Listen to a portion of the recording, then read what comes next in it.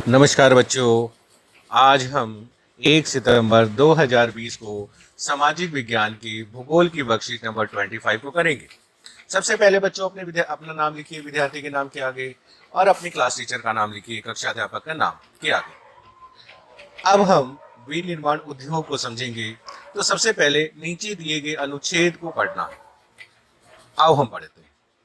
कच्चे पदार्थ को मूल्यवान उत्पाद में परिवर्तित कर अधिक मात्रा में वस्तुओं के उत्पादन को विनिर्माण या वस्तु निर्माण कहा जाता है। इसका अर्थ है कि जब हम किसी वस्तु को बनाने के लिए कुछ पदार्थों का इस्तेमाल करते हैं तो उन्हें हम कच्चा पदार्थ कहते हैं। जैसे जैसे एक कुर्सी बनाने के लिए लकड़ी का अगर इस्तेमाल होता है तो लकड़ी कुर्सी बनाने के लिए कच्चा माल है। और जो कुर्सी बनकर तैयार होती है, क्योंकि कुर्सी का एक मूल्य है, तो वह मूल्यवान उत्पाद में परिवर्तित हो गई लकड़ी। अब इसको हम विनिर्माण उत्पादन कहेंगे और इसको बनाने वाले उद्योग को हम विनिर्माण उद्योग कहेंगे। अब आइए आगे अनुच्छेद को पढ़ते हैं। आप जानते हैं कि जैसे कागज लकड़ी से, चीनी गन्ने से, लोहा इस्पात लौह अयस्क आदि से बनता है। ये बहुत सारे एग्जाम्पल्स दिए गए हैं इस अनुच्छेद में अलग अलग चीजों को बनाने के लिए। और इसके अलावा भी आप बहुत सारी अपने आसपास, जहां पर आप कमरे में बैठे हैं, घर में बैठे हैं, तो वहां पर भी आप देखिए आपके आसपास बहुत सारी चीजें होंगी जो कि बनी हुई है, किसी न किसी चीज से बनी हुई है। जैसे आपके ऊपर देखिए पंखा चल रहा है, तो पंखे का निर्माण किस चीज से हुआ है? पंखे का निर्माण आप देखेंगे बहुत सारी चीजें उसमें लगी होंगी, लोहा भी है, प्लास्टिक भी है, तारे भी हैं। तो ये चीजें जिनसे वो मिल करके पंखा बना है, तो ये हो गया कच्चा माल बेटा। और पंखा हो गया उससे बनने वाला मूल्यवान उत्पाद। अब आपने आसपास देखिए कि पलंग रखा होगा। आप जिस कॉपी में काम करेंगे वो कॉपी, वो कागज, वो किससे बना है? वो लकड़ी से बना है। तो लकड़ी कच्चा माल हो गई, और जो बनकर के कागज तैयार हुआ वो विनिर्माण हो गया और एक मूल्यवान पदार्थ में, अर्थात उसको बेच करके हमें ज़्यादा पैसे मिलेंगे, तो एक मूल्यवान पदार्थ में परिवर्तित हो गया। इसके अतिरिक्त जो भी आप अपने आसपास चीज़ें देखेंगे वो किसी न किसी कच्चे माल से बनी हुई है, और और वो बनकर के जब तैयार हुई है तो एक मूल्यवान वस्तु में परिवर्तित हो गई है। तो इसको बनाने वाले जितने भी उद्योग, जितने भी फैक्ट्री होती है, उसे हम विनिर्माण उद्योग कहते हैं। अब आइए आगे बढ़ते हैं। द्वितीय क्षेत्र के कार्यों में लगे कच्चे माल को परिष्कृत और उन्नत वस्तुओं में बदलने में लगे हैं होते हैं विनिर्माण उद्योग, इसी से संबंधित है।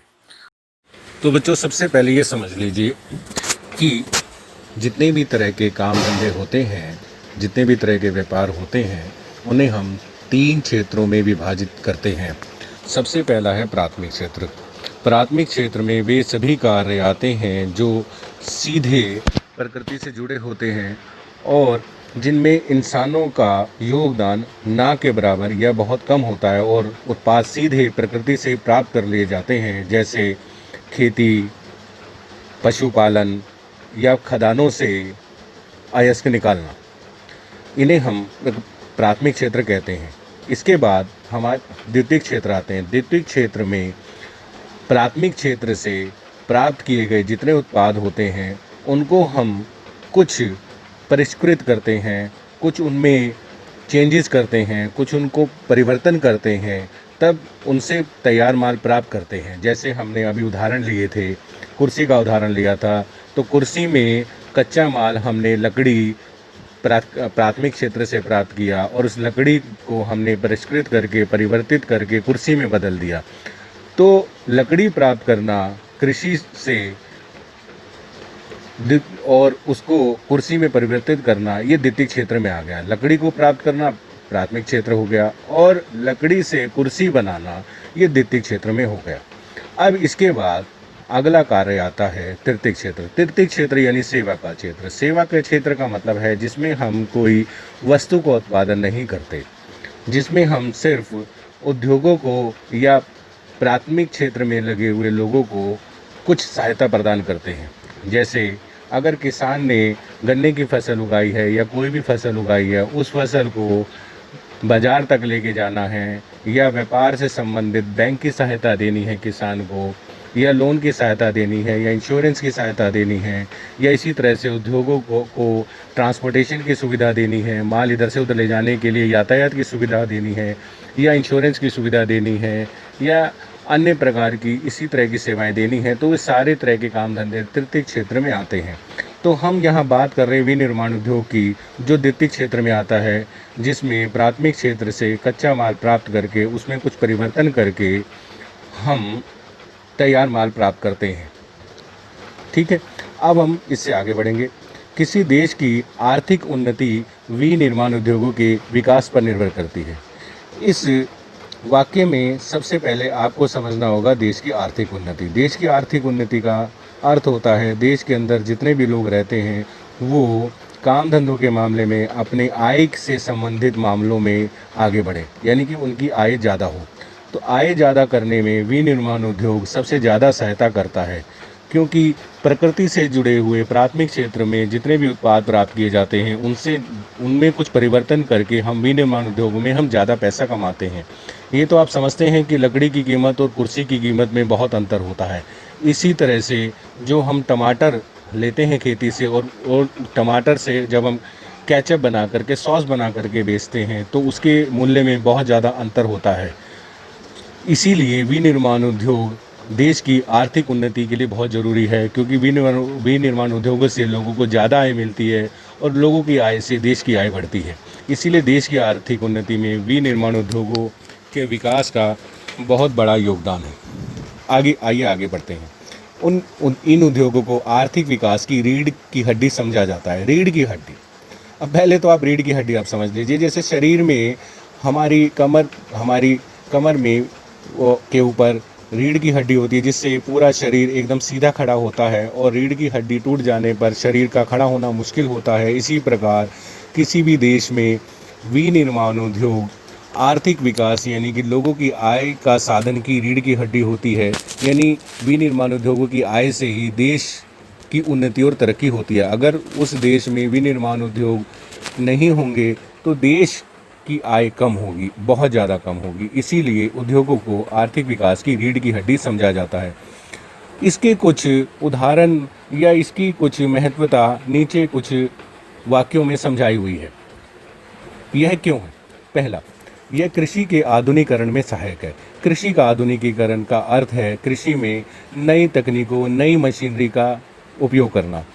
बेटा, नई मशीनें तो उद्योगों में ही बनाई जाती है, तो इसीलिए जब तक हमारे पास उद्योगों में अच्छी तकनीक, अच्छी मशीनें नहीं होंगी तो हम खेतों में भी अच्छी मशीनों का उपयोग नहीं कर सकेंगे। और अच्छी मशीनों से बेटा ज़्यादा फसल होती है, और ज़्यादा फसल से ज़्यादा आय होती है, और ज़्यादा उत्पादन भी मिलता है। इसीलिए कृषि के आधुनिकीकरण में यानी कि कृषि के मशीनीकरण में, कृषि में ज़्यादा मशीनों के उपयोग में विनिर्माण उद्योग बहुत ज़रूरी होता है। ये उसके लिए ज़रूरी तकनीकी का विकास करता है, यानी कि उसके लिए ज़्यादा मशीनों का निर्माण करता है। जैसे हल की बजाय ट्रैक्टर का इस्तेमाल करना। इसके अलावा अगला पॉइंट आप देखिए, यह देश में बेरोजगारी तथा गरीबी के खात्मे के लिए बहुत ज़रूरी होता है। ये बहुत ज़रूरी है। जैसा कि आप देखते हैं गाँवों में बहुत सारे लोग बेरोजगार हो जाते हैं, क्योंकि खेती में बहुत कम लोगों की ज़रूरत पड़ती है। तो बाकी लोग भी जो बेरोजगार होते हैं उनके लिए विनिर्माण उद्योग एक रोजगार का बहुत बड़ा साधन है।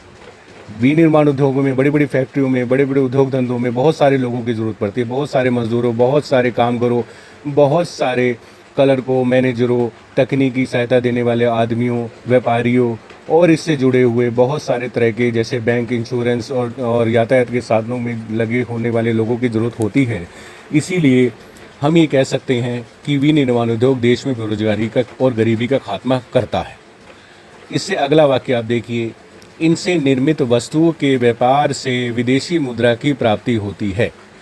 विदेशी मुद्रा की प्राप्ति कैसे होती है बेटा? जब हम इतना ज़्यादा उत्पादन कर लेते हैं अपने देश में, इतने ज़्यादा सामान हम बना लेते हैं इन उद्योगों में, जो हमारे देश के अलावा हम बाहर के देशों में भी बेच सकते हैं, तो बेचने से हमें बाहर की विदेशी मुद्रा प्राप्त होती है। अब ये क्यों ज़रूरी है? अगर हमारे पास विदेशी मुद्रा नहीं होगी तो हम अपने देश की ज़रूरतों के लिए विदेश से भी सामान नहीं मंगा सकते। इसके अगला वाक्य देखिए आप, वे देश ही विकसित कहलाते हैं जहां विनिर्माण उद्योग अधिक है। भारत का विकास भी औद्योगिक विकास से ही संभव है। ये बहुत ज़रूरी है। ये बात आप ध्यान से समझ लीजिए कि देश का असली विकास विनिर्माण उद्योगों पर ही निर्भर है, क्योंकि जिन देशों में विनिर्माण उद्योग नहीं होंगे, वस्तुओं के उत्पादन करने के लिए उद्योग और काम धंधे और फैक्ट्रियां नहीं होंगी, तो सारा सामान हमें दूसरे देशों से मंगाना होगा और हमारा देश उस सामान को मंगाने के लिए ज़्यादा पैसा खर्च करेगा, तो लोगों की आय कम होगी, लोगों का पैसा ज़्यादा खर्च होगा, देश की इनकम घटेगी। इसीलिए देश के विकसित होने में विनिर्माण उद्योग बहुत ही ज़रूरी है। अब आप इससे समझ ही गए होंगे कि विनिर्माण उद्योग क्या है, कच्चा माल क्या है, मूल्यवान उत्पाद क्या है, द्वितीयक क्षेत्र क्या है और ये विनिर्माण उद्योग क्यों ज़रूरी है। आइए अब हम प्रश्न नंबर 1 पर आते हैं। विनिर्माण उद्योग जहां कुछ मामलों में कृषि पर निर्भर है, वहीं कृषि के विकास में भी सहायक भी है, कैसे? ये बहुत ही अच्छा प्रश्न है। इसमें आप देखेंगे कि विनिर्माण उद्योग जहां कुछ मामलों में कृषि पर निर्भर है, तो इसका उत्तर आप लिखेंगे कि विनिर्माण उद्योग कृषि पर निर्भर है, क्योंकि विनिर्माण उद्योग के लिए बेटा जो कच्चा माल उपयोग में आता है वो हमें कृषि से ही मिलता है। जैसे चीनी बनाने के लिए गन्ने का उत्पादन कृषि में होता है, या सॉस बनाने के लिए टमाटर का उत्पादन खेतों में ही होता है। कागज़ बनाने के लिए कच्चा माल हमें लकड़ी खेती से ही प्राप्त होती है। कपड़ा बनाने के लिए हमें सूत खेती से प्राप्त होता है। ऐसे बहुत सारी चीज़ें और लगभग बहुत सारी चीज़ें हमें प्राकृतिक क्षेत्र और खेती से ही मिलती है। इसलिए विनिर्माण उद्योग के लिए खेती बहुत ज़रूरी है। अगर खेती नहीं होगी, प्राकृतिक क्षेत्रों में उत्पादन नहीं होगा, प्राथमिक क्षेत्रों में उत्पादन नहीं होगा, तो विनिर्माण उद्योगों के लिए कच्चा माल कहाँ से मिलेगा? इसीलिए विनिर्माण उद्योगों के लिए कृषि पर निर्भर होना बहुत ज़रूरी है। इसी तरह से कृषि के विकास में भी विनिर्माण उद्योग ज़रूरी है, क्योंकि कृषि में जहाँ पहला वाक्य देखिए कि कृषि के आधुनिकीकरण में सहायक है, क्योंकि कृषि में जितना भी काम होता है फसलों को पैदावार बढ़ाने के लिए या फसलों को बेचने के लिए, तो वो सारी जो मशीनें उसमें उपयोग में आती हैं नई नई तरह की, वो सारी की सारी विनिर्माण उद्योगों में बनती है। इसलिए हम कह सकते हैं कि जहाँ विनिर्माण उद्योगों के लिए कच्चे माल के लिए खेती की ज़रूरत होती है, कृषि की ज़रूरत होती है, वहीं कृषि के विकास में भी उसको तकनीकी सहायता देने के लिए विनिर्माण उद्योगों की ज़रूरत होती है। अब आइए प्रश्न नंबर 2। विनिर्माण उद्योगों को क्यों आर्थिक विकास की रीढ़ की हड्डी कहा जाता है? कोई 2 कारण बताइए। अब इसमें जो अनुच्छेद में नीचे दूसरा वाक्य दिया गया है कि ये बेरोजगारी तथा गरीबी के खात्मे के लिए ज़रूरी है। आर्थिक विकास यानी कि देश के लोगों की आय बढ़ने में ज़रूरी है कि देश के लोग बेरोजगार ना हों, तो बेरोजगारी दूर करने का सबसे बड़ा साधन है विनिर्माण उद्योग। पहला कारण। और दूसरा कारण है कि इसे बेच करके हम विदेशी मुद्रा की प्राप्ति कर सकते हैं। अब आते हैं प्रश्न नंबर 3। आप अपने जीवन में प्रयोग होने वाली किन्हीं ऐसी 5 वस्तुओं के नाम बताइए जो विनिर्माण उद्योगों द्वारा निर्मित होती हैं। अब ये तो बड़ा सरल प्रश्न है। क्यों? क्योंकि आप जहाँ बैठे हुए हैं अपने आसपास को देखिए, जितनी भी वस्तुएं हैं वो सारी की सारी विनिर्माण उद्योगों में ही निर्मित है। जैसे आपने जो कपड़े पहन रखे हैं वो कपड़े भी कपास से बन करके तैयार हुए हैं विनिर्माण उद्योगों में। आप जिस पेंसिल का उपयोग करते हैं वो पेंसिल भी विनिर्माण उद्योगों में लकड़ी से बनी है। आप जिस पलंग पर बैठे हैं, कुर्सी पर बैठे हैं, वो भी विनिर्माण उद्योगों में बनी हुई है। आप जिस पंखे की हवा ले रहे हैं वो पंखा भी विनिर्माण उद्योगों में बना हुआ है। आपका हर सामान जो उपयोग में आप ला रहे हैं, लगभग वो सभी सामान अपने आसपास देखिए, ऐसे 5 वस्तु छाटिए, वो सारे के सारे विनिर्माण उद्योगों में ही निर्मित हुए हैं। अब आते हैं प्रश्न नंबर 4। आपके शहर में या आसपास कौन से विनिर्माण उद्योग हैं? तो बेटा ये आप देखिए कि आपने आसपास, अब घर के आसपास या अपने शहर में आप क्या क्या देखते हैं, कौन कौन से ऐसे उद्योग हैं, फैक्ट्रियां हैं जिनमें वस्तुओं को तैयार किया जाता है। इसमें आप बिस्किट जो आप खा रहे हैं, बिस्किट फैक्ट्री का उदाहरण दे सकते हैं, ब्रिटानिया कंपनी का, जो आपके शहर में ही है। इसके अलावा आप अपने शहर में आप देखिए जो कुर्सियाँ, मेज़ और पलंग तैयार हो रहे हैं, उन उद्योगों को भी आप इसमें शामिल कर सकते हैं। इसके अलावा आप कागज़ उद्योग या इसी तरह के दूसरे उद्योग अपने आसपास के क्षेत्रों से ले सकते हैं। धन्यवाद।